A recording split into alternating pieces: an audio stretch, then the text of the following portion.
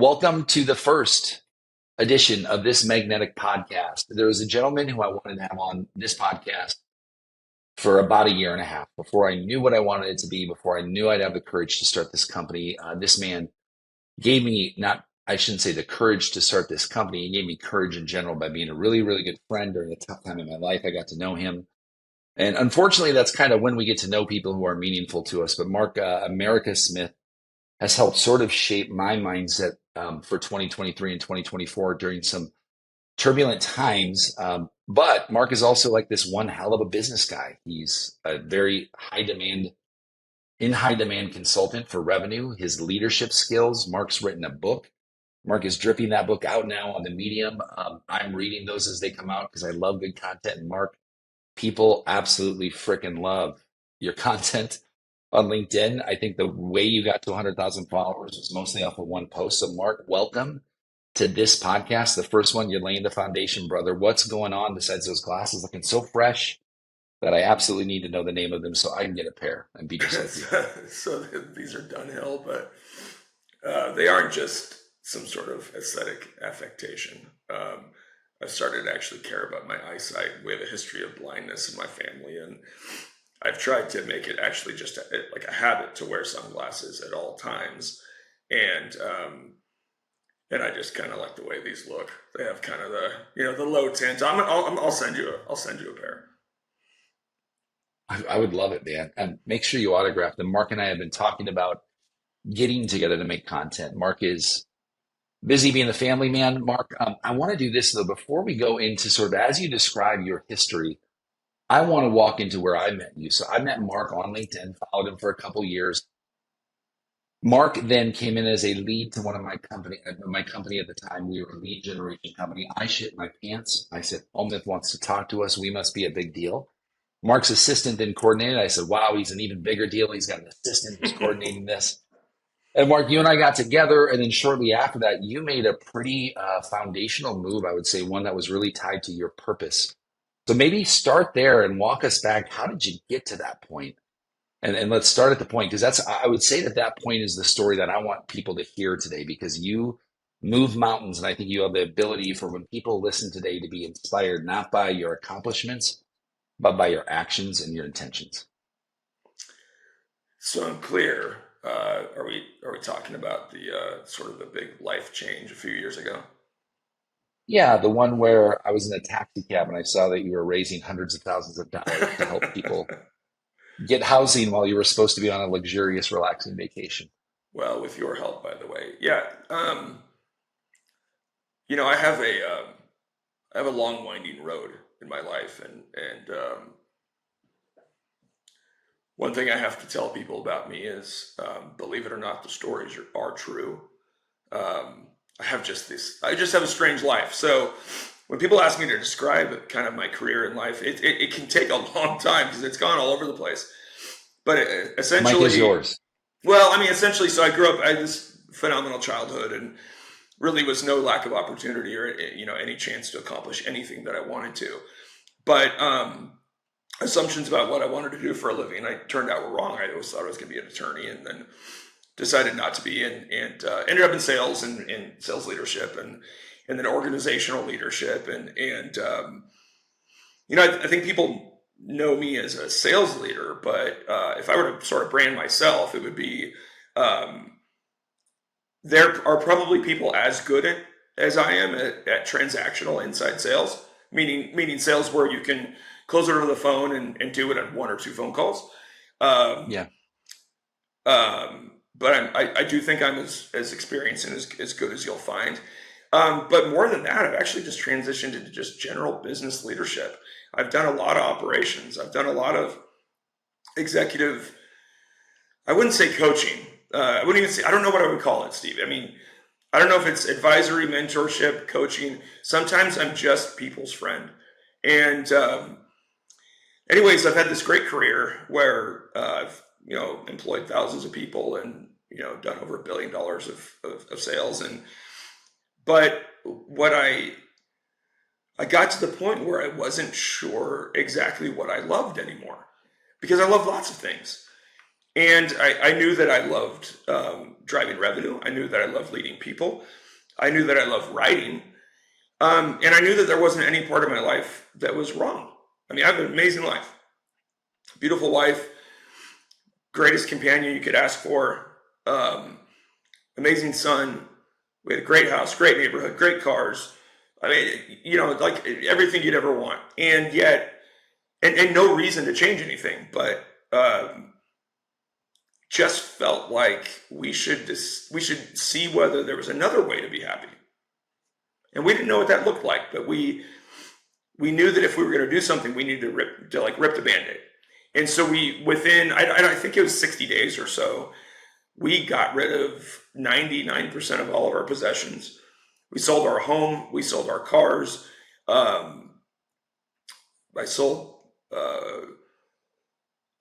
clothes, like everything, to the point where one person bought all of our furniture and a truck showed up and we just said, yeah, take it all. And by the end, we were just telling friends, come to the house and take whatever you want. You don't have to buy it, just take it. And we ended up with like an 8x8 storage unit. And we decided to move to Italy. And because it holds a very special place in our heart. Why? Why Italy? Well, I mean, without getting too much into it, and one of these days my wife should join me on these podcasts, but I've been in love with my wife since, I was in high school. And we got married young. I was 24, she was 21. And but we couldn't have kids. And I didn't expect that to happen. And I don't know if anybody's listening has dealt with that, but I can't imagine more stress. I'm sure there is more stress in a marriage than infertility issues, but it causes a tremendous amount of stress. And there was a time where we didn't know if we were going to make it. It wasn't a lack of love. It wasn't a lack of devotion or compatibility. It was just things were hard. And we took a vacation to Italy, and we were in Italy and in Rome, and we just made a decision that come what may, we will be together. And so things got in motion, and we ended up adopting my son, and we named him Roman after the city of Rome. And we just one day wanted to maybe retire half-time in Italy. And I realized that at the time, a couple of years ago, kind of woke up and said, I guess we can do this.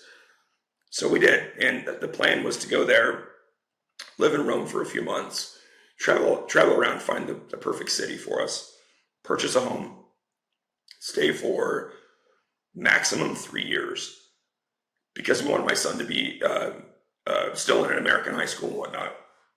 He's a really talented athlete, super smart.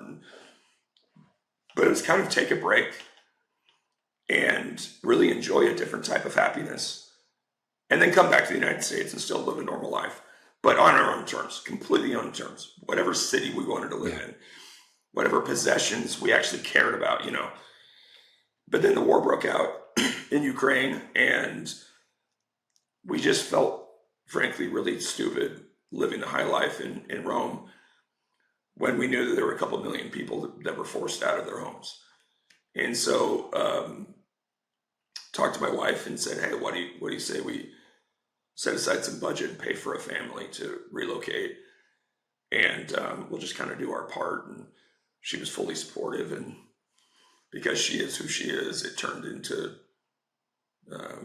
several hundred people that we ended up supporting. Just a few hundred. Well, I mean, if you add a city that my wife was feeding for a while, it was more like 11,000. But and you're still doing that today, right? Is my understanding is sort of that's something that although you've came back with, it's still a cause that you're very much involved with. Yes. So as of today, on a very limited scale, because frankly, we've run out of money. I mean, I was retired, and now I have to be unretired. And there's nothing I would change. Like, there's something, I don't want to sound like I'm trying to come off as anything that I'm not, but there's something really interesting about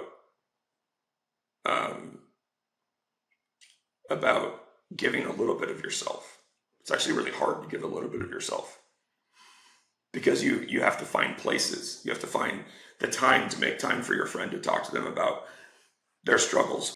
You have to find a little bit of money to donate to, the American Cancer Association or whatever it's called. It's actually can be difficult. But when you actually decide to put yourself in a situation to give everything, it's never been easier. And again, I'm not trying to come off as like Mother Teresa or Gandhi, but we decided as a family that we can always rebuild. We have so much opportunity. We just decided to give everything. So we moved to Romania. We essentially spent all the funds we raised plus all of our family funds. So your retirement's gone, right? It sounds like you pretty much started over. Absolutely, yes. And we wouldn't change a thing. It was easy. It's honestly the easiest thing in the world to give away all of yourself. There's just nothing to coordinate. You wake up and you're there for somebody. And by the way, retirement at 40 something years old is dumb anyway. It's the most boring thing in the world. Yeah. So it was never gonna last. It really wasn't. Like, it wasn't gonna last. Because my wife and I knew that without a real purpose, it was going to be a long vacation. And what is the point of that? I mean, that's fine for some people. It's not for us. And so you weren't doing any work, Mark. Sorry to interrupt you, but there was no working here. This was pure sabbatical. No checking emails. No, maybe I'll consult with some revenue on the side. Or was it 100% focused on being there in that moment? I had a few clients that when they needed me, like, man to man, call me and I'm there for you, but no consistent work. No. I always made sure I was available when somebody really needed to talk, but it was very informal, because you just can't burden yourself with any responsibilities when you might have to go, grab somebody from a train station who's been, on buses with their family in a single backpack for a week. And you just have to be available, and you have to be emotionally available, even if you don't speak the language. Sometimes you just sit with refugees, you just sit with them, and you just watch TV together in their language, but they know that they've got some support. And anyways, it's much harder for me today to actually give of myself. The greatest time, like, I can't recommend enough to just get rid of it all. Everything, all your emotions, all your experiences, all your time, all your money, give it away, and it comes right back. Machine philosophy, it's one that we've heard about in different formats, whether it's, the book that was really, call it Hollywood, The Secret, right? Which is like almost this law of attraction, where the opposite is saying, like, instead of attract it, give it away. And that which you radiate will come back to you, is sort of the hippy dippy version of that. It feels to me like this is a lot more of a spiritual experience for you. And so we could go into that and have 5 podcast episodes, but I think where I'm going to reel it back to where I think there's going to be a lot of interest outside of not only that story, Mark, is like, you're a great writer. You've always been, at least since I've known you, a very good writer. You can articulate a point very well in a way that seems simple, but is still very pleasant to read. And so a lot of people are on LinkedIn saying, how do I get a post like Mark America Smith? I can't even really tell who he's talking to sometimes. It feels like he's talking to everybody. And so, like, this idea too, that messaging has to be right for the people who can pay you money, which is something, quite frankly, we spend a lot of time on with our clients is, well, what are you posting about today? Is it resonating? Oh, by the way, it's really nice to get, consistently 100 likes, but if none of them are people who can pay you money for what you do, you may be wasting your time. You probably are wasting your time. You definitely are wasting your money if you're investing into it. So when you wake up and you think about being inspired, what I know of Mark America Smith is you're not the content calendar guy. You're not sitting there in your office going, here's my pillars and my posts. No, you get inspired in real life by real people, and you choose when to pick up the pen, quote unquote, and start writing. Is that a correct summary? That is. Okay. Walk me through that. Well, the first time I ever posted on LinkedIn, I didn't even know LinkedIn was a thing. It happened to be up on my computer after I had a really frustrating sales experience where I just wanted to buy something and somebody put me through their long cycle, and I just was going crazy because they should have seen, like, this guy's been in this industry for a long time, and when he says he has 4 questions and he's ready to go, you should just take his money. So LinkedIn was open one day, and I was like, oh, you can write a post. So I wrote a post, and the first post, I just hit it and, went about my day. And a colleague was like, hey, man, you should check your LinkedIn. It's kind of going wild. And again, I didn't know that was a thing. And so first post went to a couple million hits. And it's funny that most of the feedback I got was like, who's this jerk to write this post and like not respond to any of our questions? And I think my second post on LinkedIn was, hey, sorry, I didn't know this was a thing, but I'm happy to answer your questions. So what it occurred to me is, and I've always been a writer for my own personal, like I've always loved to write. But what had occurred to me is LinkedIn was this nice little place that I could put my thoughts. And it was starting out was just simple catharsis. If I want to write something and I think that there's benefit to it, I'm going to write it. And a friend of mine actually said, hey, I reverse engineered. I figured out your strategy. And I said, well, it's nice because I don't have one. And he goes, oh, come on. And he told me exactly what my strategy was. And I said, I swear to you, I have no strategy. But it turns out that I did have I was writing in the exact same way every time. And so again, I just started to see that this is a really powerful thing. Then I started to see the benefits of it in general, because I wasn't selling anything. I was running companies, and I realized how powerful it was. I love the name of your company, Magnetic, because I wasn't trying to attract anybody to anything, but it became magnetic. There's a company I worked at where I kept meeting new people that worked in different departments that said that they were coming to the company to work because they follow me. And I would say, geez, I don't think I interviewed you. They said, no, it's just that we like what you wrote and it made us consider your company. And we figured if you worked there and you had these values, then maybe the company did. And it's funny because at that company, the company did not share my values. I found out. But I went to the recruiters at one point. And I said, do you happen to know how many employees come through me? And she said, yeah, it's more than 30% of everyone we hire is because they follow you on LinkedIn. Wow. And I just thought, this is unreal. And again, I don't monetize it, but I could see the power of content in a couple of purposes. One, it made recruiting the easiest thing in the world. So that was really beneficial to my company. And it's been beneficial to my friends. Like if someone needs something, I can pretty much get it done because I have this reach now. So that's been awesome. But for me personally, while I was operating companies, the greatest benefit was that it held me accountable to not being a hypocritical piece of crap. Because if I'm going to post something, I've got hundreds of employees that are going to say, all right, he posted that. Is he living up to it? And it was a wonderful way for me to make sure that I was operating and leading the way that I wanted to, and that I committed myself to doing. And then later on, of course, when I decided to, try to make some money, it was quite nice to tell people, yeah, I've got a Substack and you can read longer form. But I don't call it content. I know that content is a word and a definition. I don't have a schedule, but what I do know is that people have things to say. They're afraid to say it. You can schedule it, or I personally, I'll be mowing the lawn and I'll have a thought and I stop and I write it down. I take some notes and I go back to it later. If I take more than 5 minutes to write a post, I delete it.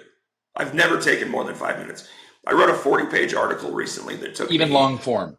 Yeah, I wrote a 40-page article recently that took me hour and 10 minutes, because I will not write. No. I will not write Yeah. something that I don't truly believe in. When I truly believe in it, and I'm in the right frame of mind, it flows really nicely. Yeah.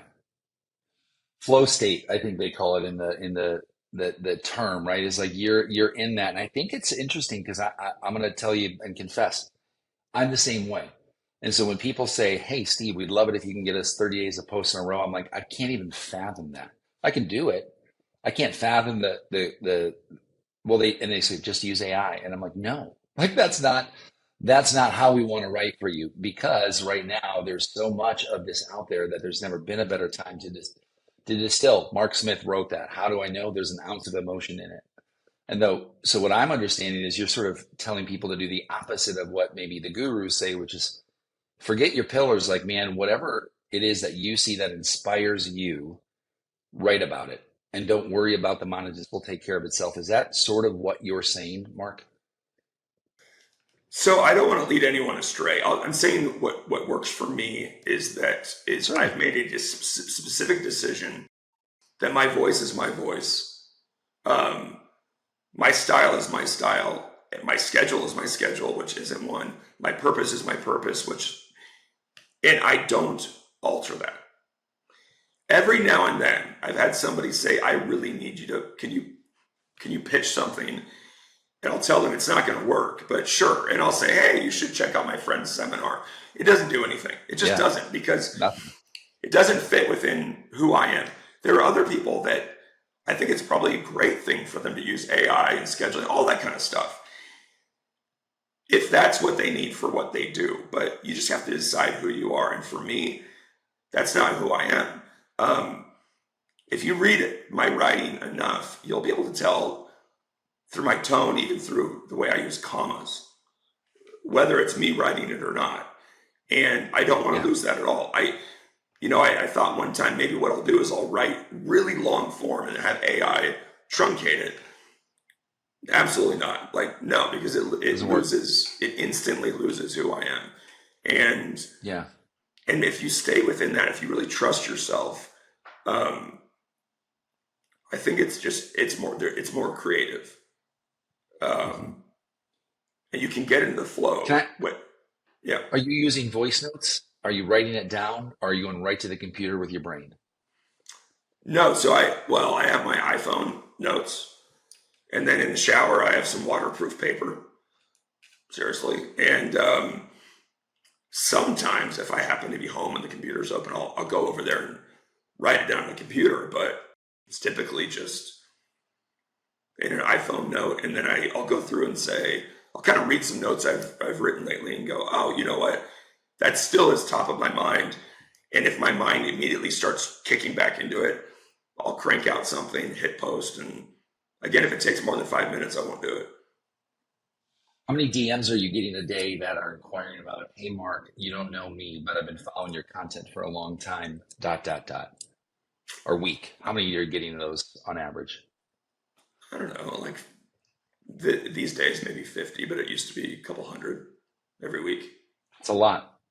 Yeah, So it's yeah, safe to say you built this up because you loved writing. You love writing. You still love writing.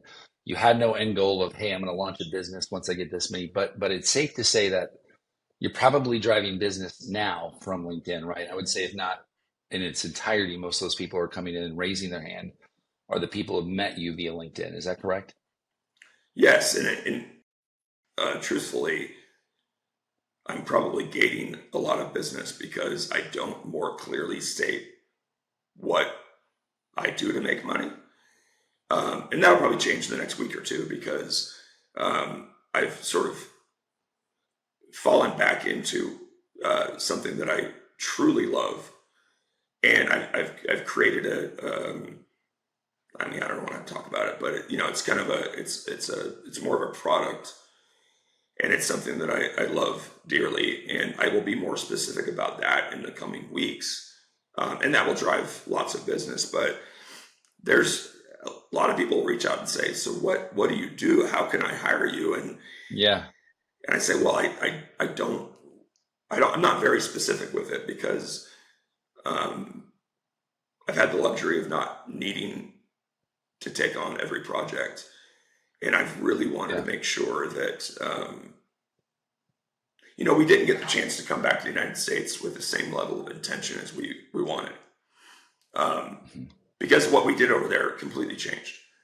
And we had to come back rather quickly due to some immigration and, legal things.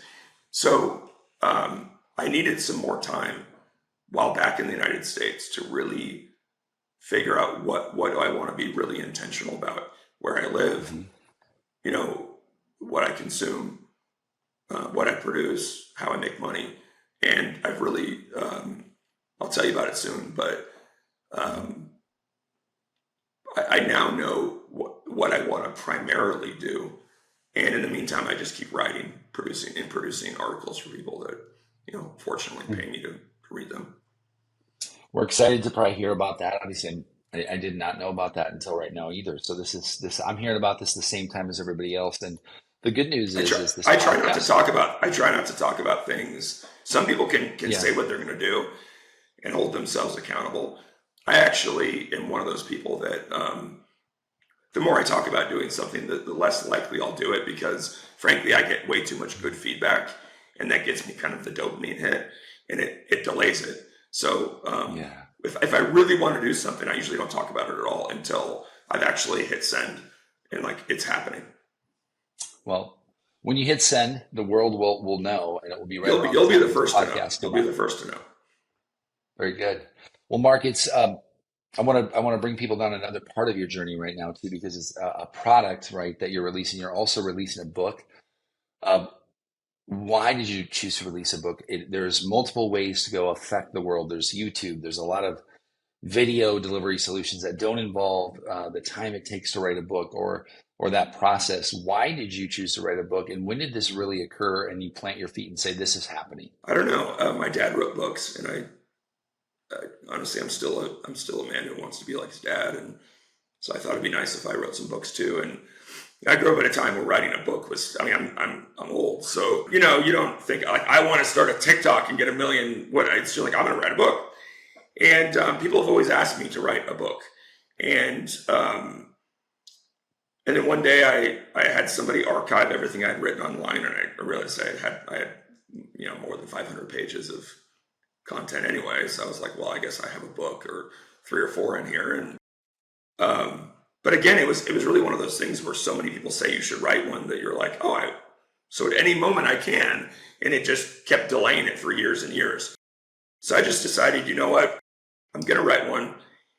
I did find out about the way publishing works, and I really don't want to be controlled by a publisher on what I can and can't say. And so I decided I would just put it online, chapter by chapter, and build that credibility so I can take it to a publisher and say, I got plenty of people that are ready to buy it or have actually pre-ordered it. I'm going to write what I want, and you guys can publish it. And so that was really the benefit of going online. But what I've always wanted to do, though, is my concern with a static book was that I don't have all the answers. My book does pose universally important questions, at least in my world. So about sales leadership, proper culture, not yoga culture, but like achievement culture, accountability culture, But I'm not the guy who has all the answers. So what I've always been worried about is I would write a static book, and a lot of people wouldn't see themselves in the book well enough because their journey doesn't align as well with mine perfectly. I've always wanted to be able to take these subjects, write what I think, and then have guest authors come in from their perspective so that everybody has a chance to see a solid principle, but also see like myriad applications to that principle. A good example is I've never been more than 3 or 4 people away from the CEO at any company in the last 15 years at least. So navigating the corporate world when you're a few promotions away from the executive team is very different than if you go to an enterprise company and there might be hundreds of people between you and that position. Navigating that as a man is very different than navigating it as a woman. Navigating it as a young man, when I was starting my career, is very different than inheriting a team when you're an older man or an older woman. Mm-hmm. Privately owned businesses are very different than publicly traded businesses. So the beauty of doing it online, and I want to thank Matt Wagner for the first guest chapter, is that I can write a principle, teach things that I believe are absolutely true, and then others can come in and teach things that are also true, but different. And and the other thing is, honestly, with a book, people think I'm an extroverted guy. I'm really confident and out there. The reason I'm always online and the most I do a podcast is I honestly am not extroverted at all.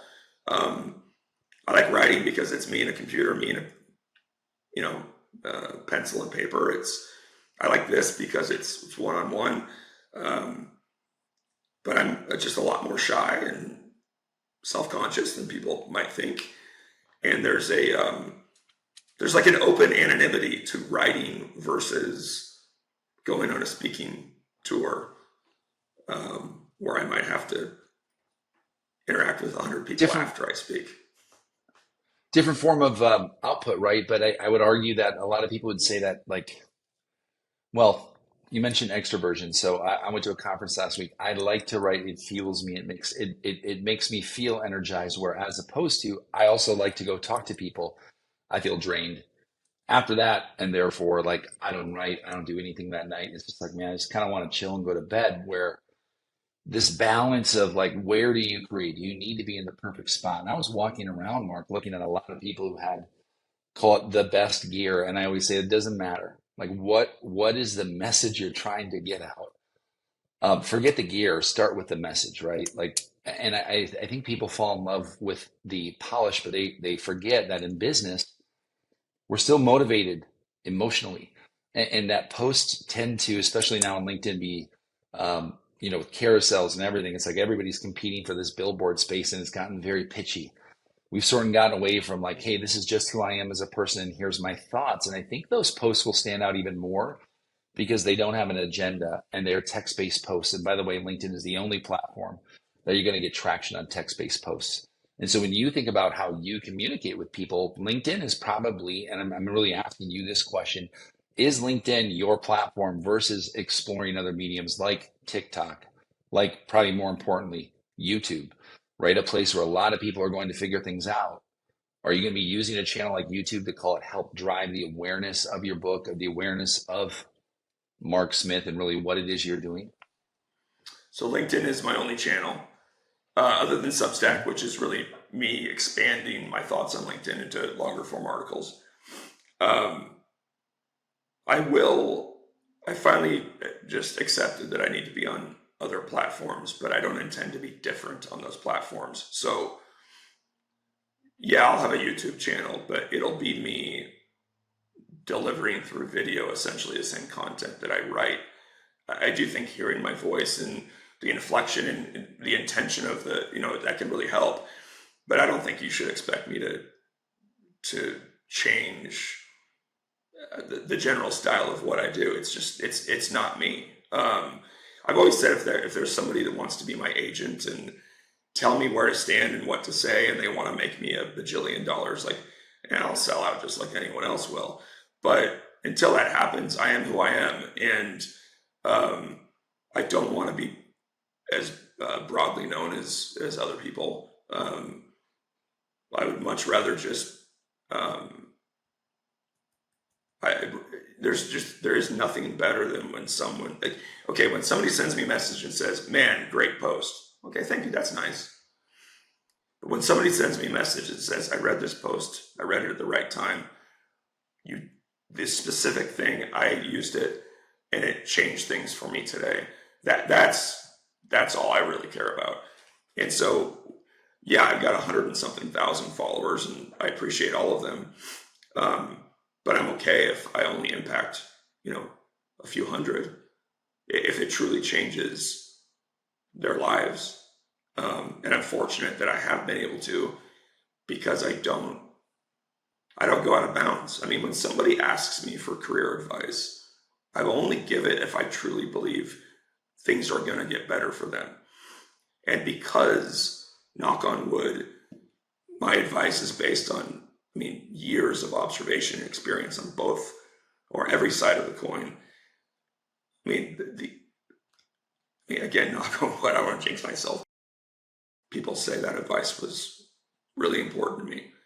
And there are people that I'll talk to and I will say, I got to tell you, I have some thoughts, but I don't think it would be appropriate for me to share them because I don't believe this is in my lane. I'll share some general concepts, but I need you to talk to a friend of mine who actually knows this more than I do. And I just cannot give you an opinion on this because I do not think it's fair to you. Whereas others, I will say, if we had more time, I would lead you to water. But we got an hour, and I got to tell you, based on everything we've talked about, yeah, my advice is this, and you should do it. Like now, you should hang up the phone with Yeah. me and go do it. So Yeah. Well, truthfully, that's how we got. I mean, the exact same thing you said is I came to you for advice. I asked if you would be an advisor. My company at that time, I remember a very profound moment and not really what I was expecting when I reached out to you, but you've solidified that and sort of cemented that today. And this is the thing is it was very well written. It was sort of this mission statement of the company. And what I said to you is it's just too bad we never opened that piece of paper again because everything that I did as a leader was certainly not following those values. And we tend to, as people, sort of call these things folly, right? Like, oh, culture, values, like it's a little bit of fluff. It is fluff if you don't follow it. And so for me, I learned that I had a fluff culture, and that's tough to admit. That and not that I wanted to get better at it. I did. I mean, everybody wants to get better at the things you're not good at, right? I can't run an 8 minute mile, but damn it, I would love to. I don't even know if I can run a mile right now. I'm going to go do that at this podcast just to kind of see my time. But like you helped me during a time where there was nothing in it for you. Like I was coming to you saying, "Holy smokes, this and that. I'm going through a lot right now." And once in a while, I'd get this check in from you, and it wasn't. And I'm not this. It's not even this kumbaya. There's nothing for Mark to sell to me. And it was this profound moment because someone said to me, during a very critical time in my life, well, it's not like any of the people on LinkedIn are your real friends. And I thought, well, that'd be like saying none of the people you went to high school with are your real friends, or none of the people you meet at work are your real friends. Like at the end of the day, you get to pick and choose the people you're surrounding yourself with. I felt very lucky, and I kind of had to pinch myself. And I texted you last week, there's you, and you are who you are. And people have gotten to know that. There's someone else like a Keenan 3, 4 years ago, this guy still is someone who's like way up here to me. Yet I'm able to sit at SaaS with him and say like, "How was your kid?" Do some interviews and stuff. And I thought, man, like I got nothing out of that financially, but like that moment of content of this moment of like you get to meet somebody who affected you in a very positive way. It feels a certain way, but those people out there want to touch, like not physically, maybe physically touch you, and they see you and they go, "Psst, psst, psst, there's Mark America Smith." But you probably don't see it that way because you're an introvert, you're on the internet. Most of these people aren't there. You aren't the kind of guy who's going to go to SaaStr necessarily and walk around. You have a lot of things going on. But if you did, because I've heard your name hundreds of times, and when I say like, "Oh, I know Mark America Smith," they go like, "You do?" And so like you're sort of this really modest guy who's living a very modest lifestyle, who's reset his entire life for call it a cause that happened accidentally while you happened just to be around it. But I'd say that's the person you are in general. So my law of attraction to you is simply I want to be around you because I know good things happen, but I also want to be the kind of person who gives you the strength of me. So in return, you get this, right? And so that reciprocity, Mark, because a lot of people are coming into you asking for things. Where do you draw the line? This is the question of saying, I can't help everybody. I don't know all the answers. And I'm getting a lot of direct messages. For me, for example, my answer was, I still respond to everybody. I just can't help everybody. So I do delegate and kind of say, you should check out John Barrow's training. You should check out Cloud Tasks training on this. How do you draw the line? Because it can be great at first, the dopamine rush, and next thing you're in line getting groceries and you're always on the DMs. Very, call it distracting and very much not driving the needle forward for your business, but facilitating great discussion with a lot of people who want your free time, right? Your guruism on life. Where do you draw that line, and what makes you decide on how to draw it? well, I test people. One of the ways I test them is when I get a message where somebody's asking to speak with me, I just reply with my cell phone number and say, call me right now. And they never do. It scares the shit out of them. Well, I mean, it's like 1 out of 20. I mean, I don't know. And so that tells me that, and that isn't me saying like, you're a loser if you don't call me, but if you call me, you likely really do need to talk, and you really need to take some action. And others, I might sort of aggregate the kind of questions that I get, and then I'll write an article and I'll message them and say, I can't talk to you individually about this right now. I might be able to in a week or so, but you know what? I wrote something that I think will mean a lot to you. And if you'd still like to talk, please reach out. But I try to spend time with people who I believe actually want my help. I prefer people that are not easily impressed. So, when I go to join a company and I go to, meet everybody and give a big speech, the people that run up to me the fastest to tell me that, that was the greatest thing they ever heard and they can't wait to work with me. It sounds terrible, but they're the least likely to be successful.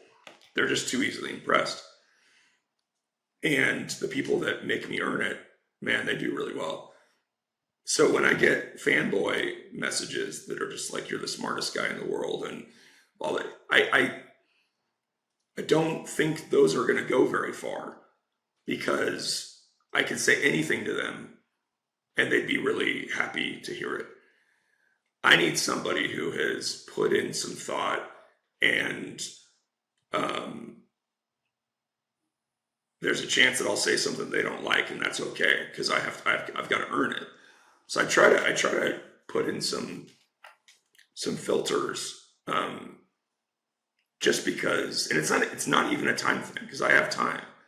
It isn't whether or not I think that my advice will do anything for them, because you can give somebody advice, and if they're not ready and they do it halfway, or they do it the wrong way, or they didn't hear you correctly, you can harm somebody. So I want to talk to somebody who is going to give me enough time to really get to know them. And when I say, okay, I do have some advice for you, it's because I've earned the right to say it. They've made me earn it, and they give me the time. And otherwise, I try to just respond generally with articles and things like that. Lots of humility, Mark. I think the overarching theme is like there's no VAs in the background. There's no, podcast studio where you got it all lit up like me. You're not a douche like me with a podcast arm and everything. Like you're very much you. You're very much you. I think it's the authenticity that shines through is the thing that people are attracted to. So tech can't make that happen. AI can't make that happen. And that's where I say your IP is you. And that's in a world where we're very crowded with AI in writing, things that are just feeling very vanilla in a time where we look around and go, well, the economy sucks. There's a war going on. Um, Tech layoffs are just, they never ending almost. And, and being at a conference last week where literally I was sitting there and I thought, man, they're so out of touch with the reality of what's happening in the field of. I was listening to a speaker and I was watching about 500 executives. Mark, listen to this, and they said, here's why social media is a strategy that isn't effective to drive revenue. And of course, I'm incentivized to listen because it is that my company does that. And people were taking notes, and I was paying attention to this because I thought, well, in 2 hours, someone's going to get up and say, here's exactly why it does work, right? And we choose to listen to people not because necessarily just because of what they say, but it's because of what they say, and we already have a bias to agree with it. And one thing I've committed to for 2024, because I need to already get ready for it, is my word for 2023 was consistency. And I think I've done, and the first time I've had a word, and the problem was always going to be sticking with the word. Of course, the word was consistency.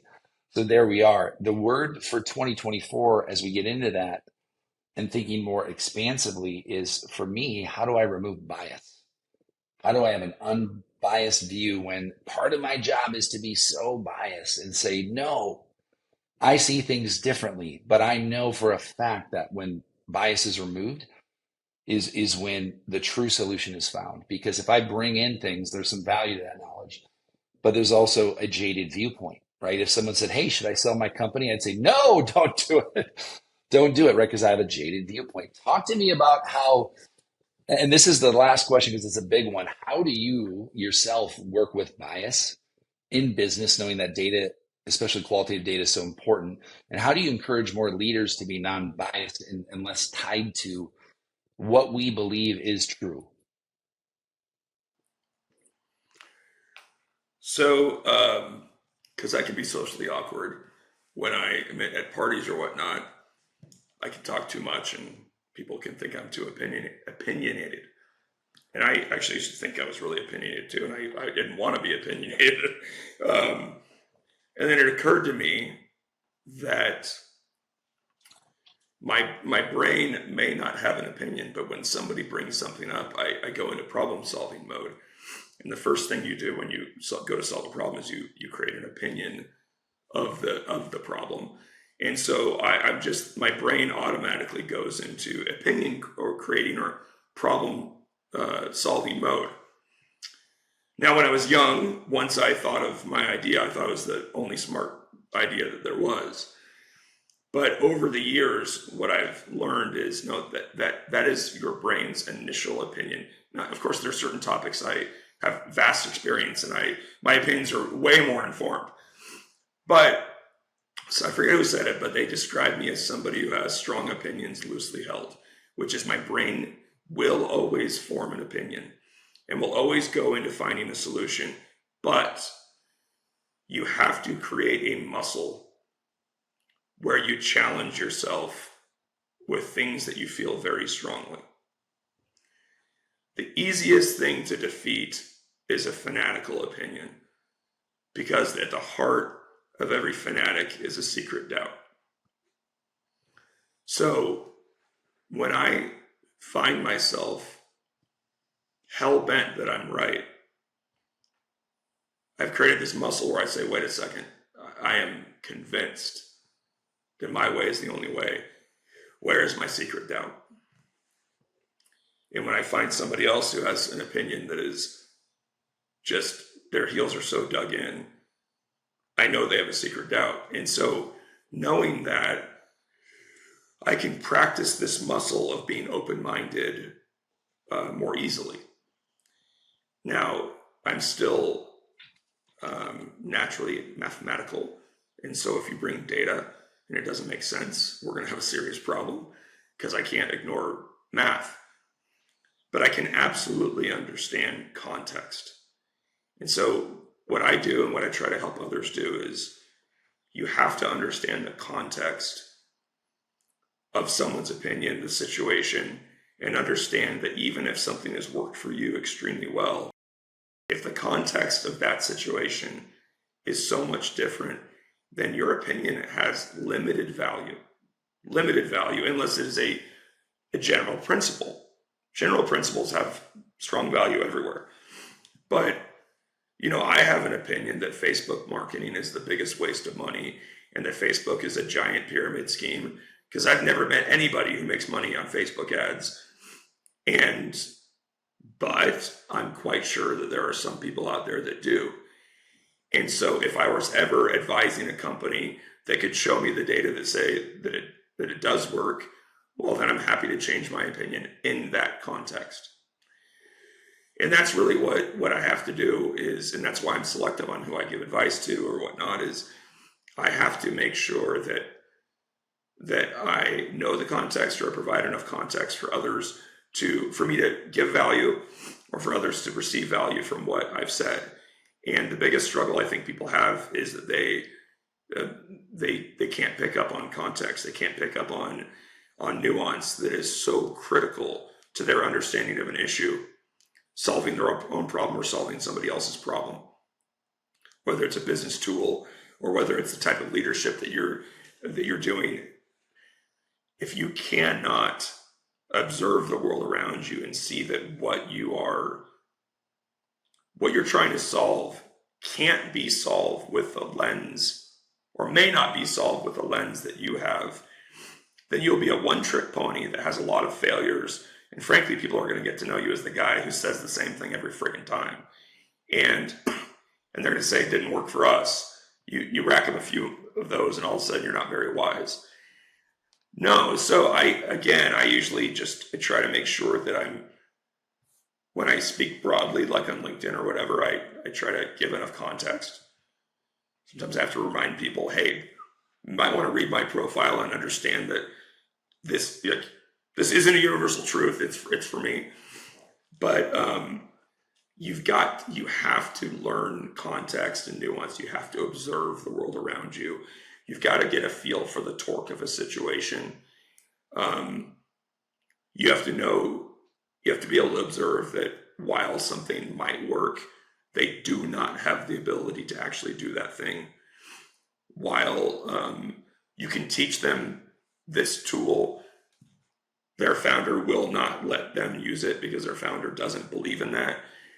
And I don't know if I answered your question, but Good luck changing a founder's belief, right? That's one of the hardest things I found is like they're very biased people, I think, is because they've been through some shit, usually, and they feel very directional. They have a board to answer oftentimes, especially a lot of the companies you work with. I'm assuming that's sort of how you inform them. And I've always just said like data is interesting, right? Because I like to see all the data. And so it's really tough for me to walk into a session when people go, wait a second, we got to shape the data. Let's shape the data. I'm like, fuck that. Show me the data. Like now, if I'm walking into a board, if I'm going to prepare a quarterly report and I work at a Fortune 1000 company, groom the data, right? Because that's what they do all the way up to the top and sort of the word I hate the most, massage your number, right? It wasn't 68.2%, it was 70%. And I'd sit there and I'd go, well, the data all looks good. Like we never show bad data. How is it possible that we're not hitting our numbers? Right. I think for someone like you, where they come in and they get this very non-biased viewpoint, whether it's on data or a go-to-market plan, or Mark, should I get an inside sales team or not? I hear you're the guy who would be able to tell me on that. My guess is your answer is going to be, it depends. Absolutely. In fact, I've disappointed a lot of people when they bring me in, and just for me an hour later to tell them that no, I won't work with them, and I beg them to not hire anybody because they're just going to piss away a lot of money. And I give them the data that show that they may be hearing things that they think are possible, but this isn't actually how this works in this industry. Like it works in others, but not in this. But I pride myself on being able to just tell people the truth, even if it costs me a client. The thing about data is, if we're honest with ourselves, and data, I always tell people data is peer-reviewed numbers, contextualized numbers. But it is also, when you don't have those perfect numbers, data, I think, is also a combination of vast amounts of experience and observation and anecdote, and to where we get to the point where something is very most likely to be true. Okay. So having said that, if I'm honest with myself, I don't remember a time I've been burned in my life, personal, career, that I couldn't look back and say that was going to happen. And you know what? The evidence was there. And I'm really not surprised. I'm pissed, but I'm not surprised. And I'll have these conversations with people. And I don't remember a time where at the end somebody doesn't say, yeah, I think I ignored a lot. So with that in mind, I tell people, again, you don't have to believe me, but the data, if you just slow down a little bit, open your eyes, observe things, the data is probably going to prepare you more than you think it is. And if you don't take the time to allow the data to help you make a good decision, you are going to look back and realize the data was already there. So you might as well try to get it right the first time. And you're right, some founders don't want to hear that. Some people don't want to hear that. But I mean, gosh, I can't tell you how many marriages I've saved by breaking up engagements. I mean, I take great pride in breaking up engagements because the data's there. It's the easiest way to save somebody from divorce is to keep them from getting married to the wrong person. The easiest way to save a child from being brokenhearted is to help them choose better associations in the first place. Easiest way to not get burned by a psychopathic founder is just to be honest about the data that's in front of you. And oh, by the way, there is one time that I was completely knocked on my ass, surprised about a situation. And I do not believe for 1 second the founders misled me. It came down to a total misalignment of some definitions. They gave me everything I asked for, and I went in clear-minded. And they're awesome. I love these guys. We're still in, everything worked out great. But it was just because we had the wrong definitions. But in life, I don't know, man, we don't get surprised that much if we're being honest with ourselves. Some people do, and I know that's tragically heartbreaking. But, I went to work for a convicted felon one time, and shockingly, didn't work out a few years later. And I just laughed What'd you think? I got paid a bunch of money, worked for some great people, but he was a convicted felon. It probably wasn't going to work out in the end. So back to your point about the people that are, in fact, Scott Leese, I think, just posted about it. There's this inverse correlation. The more effusively excited you are about the new company you're going to work for, the more likely it is you're going to get your ass kicked and hate them 6 months later. It's too much, Sorry, I know I'm talking, but there was a time when every day there was another celebration of I'm proud to go work at such and such that raised a $20 million Series B. And I would sit there just oh my gosh, do you know what the data say about that? The data say that your chances of being fired within the year are 90% because of what we do with Series Bs and the failure rate of Series Bs. And then the fact that we go and hire tons of people just to the data say that if you go work for a Series B that just raised 20 million, the chances of you being there in a couple of years are slim to none. Mm-hmm. But you're very excited.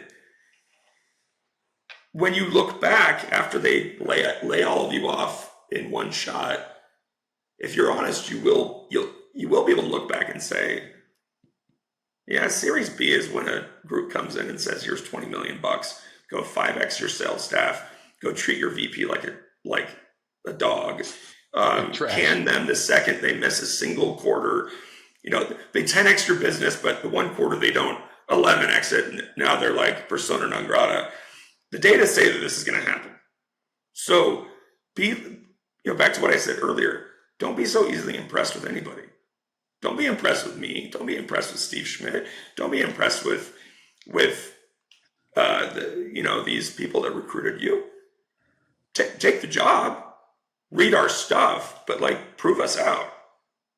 Some of us, I think, will earn your trust, and others won't. But make us earn it. Make your company earn your devotion by them keeping their promises to you. Make me earn your respect by holding me accountable to things I write.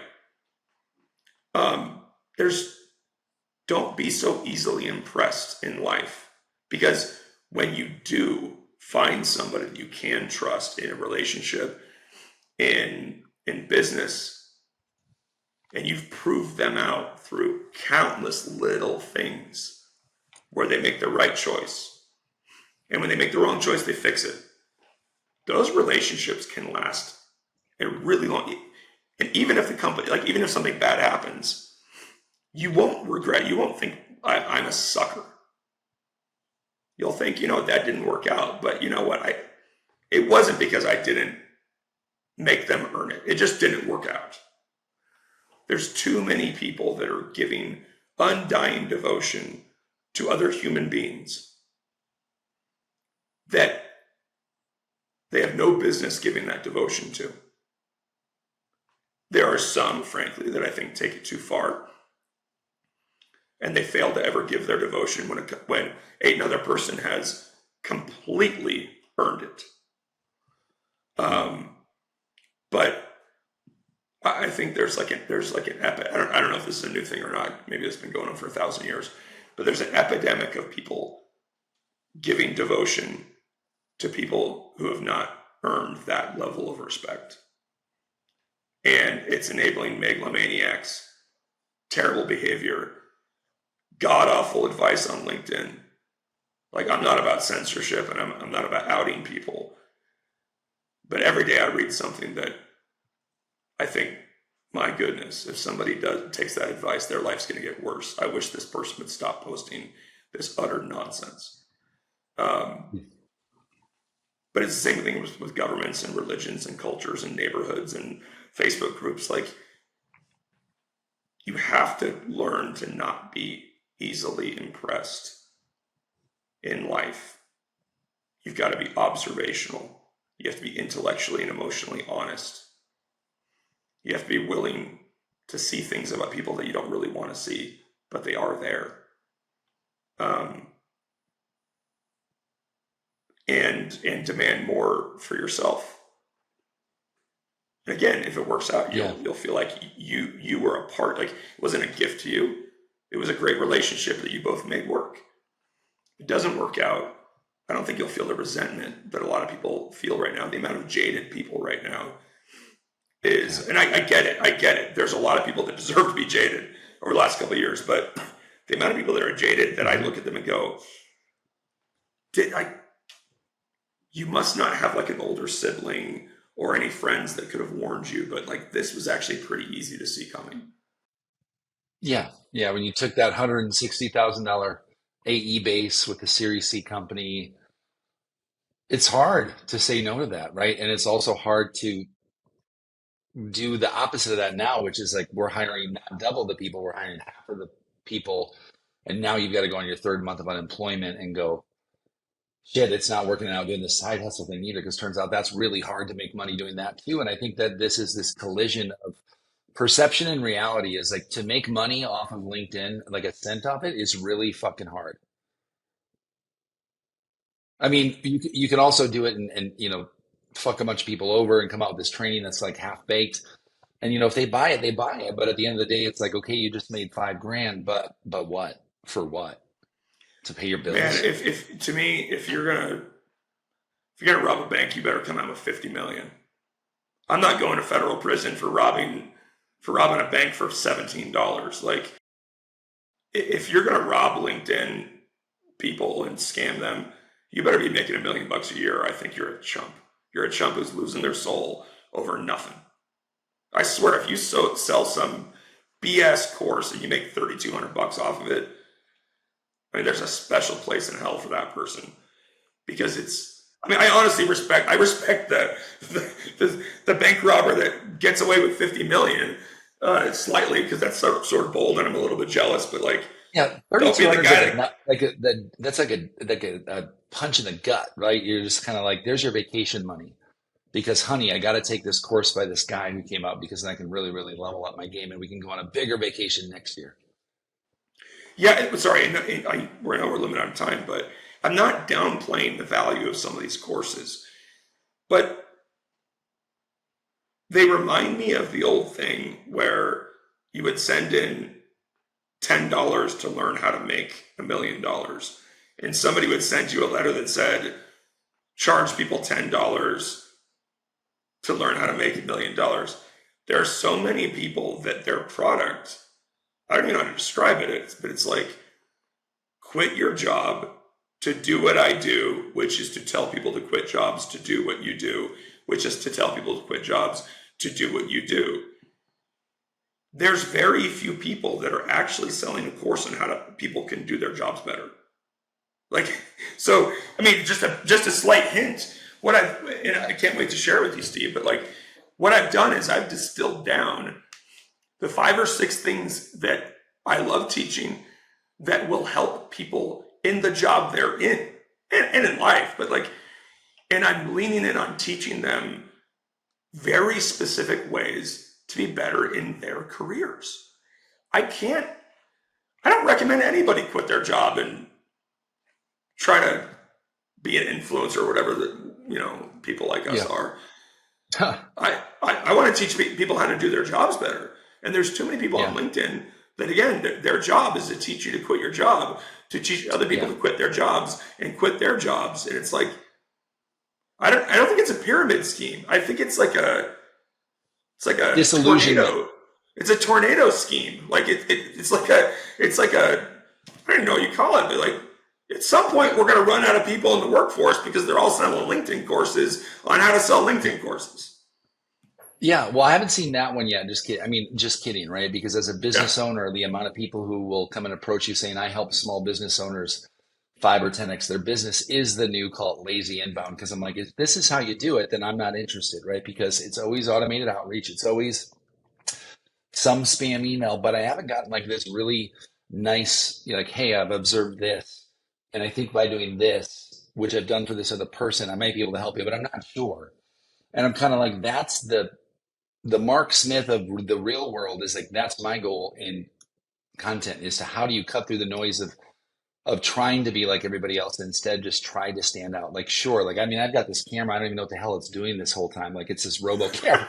Like, I thought it was leveling up and I look like an It's a great insane special person. effect.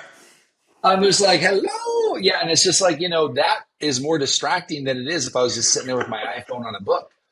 And so, like, the idea that you have to go buy like $3,000 worth of tech, and then, oh yeah, what are you going to sell? And then, oh yeah, it costs about 5 to 10 grand to put your course together. And oh yeah, you got to market it. And oh yeah, one post off LinkedIn isn't going to do shit. It would be much better served if you spend 5 years developing something that's worthwhile, so people come to you and say, make a course, I'll buy it today. And they go, huh, what would you want to see in that course? So sort of that methodology you're talking about is, I don't know what it's going to do. I know it's very beneficial, because I know the feedback I've gotten from people who come to me and say, man, it really benefits me when you give me this advice. You're saying, here's the frameworks, apply it to your existing job. No drastic life change, no saving up your piggy bank. Focus on what you're doing today, and I can help you get a lot better at it. Sounds to me like reality. Like you can really help them with what's real versus like with what might be. And I can't wait to dig into that. We're already at like an hour and 10 minutes. So I actually have to shut up, Mark. So really, really briefly, let me just end on one little thing that I think is probably is aligned with what you just said. I was really fortunate that I found out I was a good leader because people told me I was, and I was smart enough to say, wait, what exactly do you mean? What do I do well? And they told me, and then they told me that it wasn't fluff. It was like, no, Mark, you're very good. Like, we know your brand. Like, everyone knows that you're this type of leader because, and I was like, so I wrote it down and I was like, oh, this is great. Somebody sees something in me. And I wrote it down and then I started to try to magnify those things, right? So if people out there want to consider whether it's a course or just giving advice or something on their own, ask people in your life that you care about, what do you observe about me? What do you observe about me? What am I good at? Is there anything I'm good at? And they'll say, wait, it's like if everyone's sitting around talking and a topic comes up, am I the best at one of those things? And you might have someone say, oh my gosh, yeah, actually, I think that you run a meeting better than anyone I've ever known. You're like, oh, that's boring. Actually, boring sells. So you're like, well, what do you mean? And then you ask them to be specific and you say, wait, so I'm really good. Dude, everyone says you run the best meetings. Sit down and say, well, what do I do? And you look at your calendars and you go, oh my gosh, I do. And I believe them. They're not just fluffing me, right? I do run a really good meeting. Well, then teach people how to run a meeting. That's a really great way so don't just think I want to be an influencer in this, because no one knows what they're doing. Go say to people that have worked with you a long time, am I good at something? And they'll tell you. And it's not like going to your mom and saying, Mom, I have an invention. And she says, oh, honey, it's the greatest thing ever. Everyone will want to buy it. And no one ever buys it. Go to people and say, what? Maybe I'll trademark this, Steve. Go to people and say, what have you already bought about me? What have you already bought with with your time and your devotion. What have I already sold you about myself? Well, Mark, you are the most aligned leader I know. What do you mean by that? I mean that when you say that our interests will be aligned between the board and the investors and the founders and you and us and the customer, you prove it to us every day with the alignment of our comp plans, our products, our pricing, the way we treat people. And you go, am I really? And they go, dude, you're the best. And you go, oh my gosh, thanks. I didn't know I was. And then they've already bought it. They bought it through their time. They bought it through following you. They bought it through, when you ask them to change, they change with you. They didn't give you money for it, but they bought it from you. Go ask people what they've already bought from you. And then just go sell it to other people. They bought into you already. Yes. And time and devotion and attention is a currency that you can tap into now and say, who is already giving me their time and their attention and their devotion? And why is it? Why is it? And they'll tell you, and you might just have something that you can turn into a nice consultancy or whatever side hustle, or just something that frankly makes you feel great about yourself. And you lean into it and stay in your career, and you just get better at it. And then you try to add one more thing. Think about this. How many people come to you and say, hey, I'm thinking about implementing a sales engagement tool, Mark. Which would you choose? How many people? 100? Constantly. Yeah. You get paid for that? Probably not. No, I send it to Steele Anderson. Steele Anderson, and then Steele will implement it. Steele's a guy. Now, if you just said, for example, and I love Apollo. Apollo's a partner, but if you said, yeah, Apollo's great, whatever, here's my link. Tell him Mark said hi. That's sort of where I think of the ability to influence, call it revenue, is you've truly vetted this out, you get it, maybe they click on your link, now it passes through, you get a kickback. But here's the thing, guys, if you think that people are making millions on that, you're wrong. I can tell you last month, I referred over 43 seats on Partner Stack to Apollo that pay through monthly. That check is $322, right? So like, I got to sell a shitload of those to make some money. And I got to influence the shit out of that and talk about it for years until my name is synonymous with Apollo and people trust that I can do it. So I'm not going to give up. As a matter of fact, the $332 is $332 that we didn't get if we just went every other direction and we're consolidated on the platform. And so now, like, that's our side hustle is, oh, maybe there's revenue there. And so if you're an AE listening to Mark and going, man, I'm passionate about editing copy, go apply on Upwork to edit copy.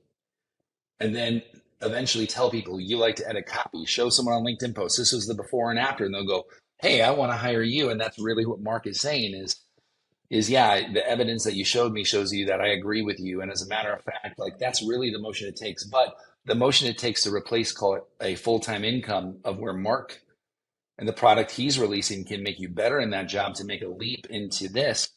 I mean, I can tell you still running Magnetic and still running Title is the least amount of money I've made.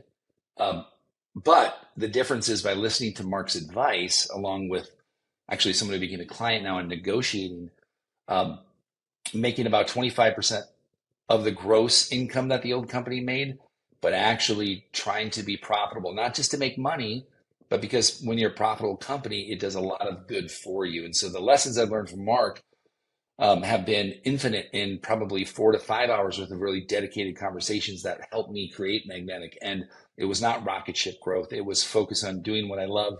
And there wasn't this 7-page document. It was really that was it. And then the word consistency for me married up with that. And I said, oh, so if I'm consistent, I get a second chance at life here. Nobody hung me out to dry that I couldn't recover from. I just failed. People failed. Millions of people fail every day. Get up, do what you love, do it for free. Mark, you've inspired me with a lot of people. Yesterday, I was frustrated, for example, for 6 months. Why won't anybody buy this training I put together? I took $5,000 of my own money. You know what?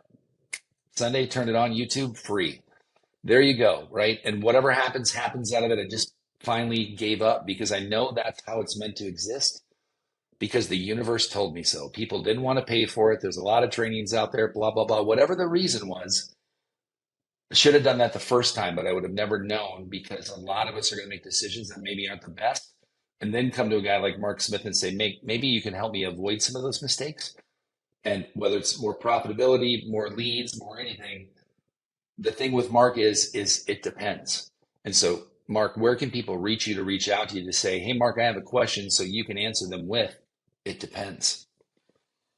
Just go to LinkedIn. Follow me on LinkedIn. Shoot me a message. It's as simple as that. You can also just follow my Substack, and you can always leave a comment or email me. But I'm not hard to reach. I mean, again, sometimes people are like, "I can't believe I'm on the phone with you." I'm like, I can't believe more people aren't. I've given everyone my number. It's not like I'm not like I'm just a human. What is your phone number? Just curious. Just list your phone number off too to see if anybody goes ahead and shoots you a text or a call. 858-337-5285. Just Yeah, don't guy waste could my change time. your life. Just don't waste my Don't time. waste this time. No, I feel that like I doesn't mean haven't you can't. wasted your time because I'm still here. No. All I mean is if you're going to call me, you have to be willing to be honest with me, and you got to be willing to let me be honest with you. And but one more thing, really, you said about like you had this course and you put it out for free. Yeah. There's a great book by an old advertising legend named Paul Arden. It's a tiny little book, and I've read it 100 times. And one of the things he says, and he has like one sentence per page, and basically, the longer you hold on to something, the more you're going to be stuck progressing in your life. Give away everything. The second you give it away, your brain will create new things. Now, don't give it away for free if you can sell it, obviously. But if you've been holding on to a white paper, a course, or whatever, and no one's buying it, it's hurting you. Your brain is not coming up with new ideas. Get rid of it. Put it out to the world. What happens is they'll say, wow, this was amazing. I want to learn more about the person who created it. And they end up paying you for something else. I don't charge anyone to read my LinkedIn posts, but I've made lots of money from people who follow me on LinkedIn because they pay me for other things. So just don't hold on to stuff for the sake of holding on to it. Get rid of it. Put it out in the world. Give it away for free. And your brain will immediately think of something that fills that void. And if you don't, oh my gosh, the world is full of old dudes that are like, shoulda, coulda, woulda. I've been hanging on to this invention for 58 years. All right, well, it's because your brain stopped thinking of new things. Like, It's really good advice. should have just given the patent to somebody else. Great advice. We've learned so much from you. I've learned so much from you today. Ladies and gentlemen, this is the first episode. Mark Smith, you can find him on LinkedIn. He can change your life. Mark, thank you so much. I appreciate you very much, my friend. And thanks for the friendship and the Don't ever doubt that. We are friends. in real life. Be good, my friend. Much love to you and your family.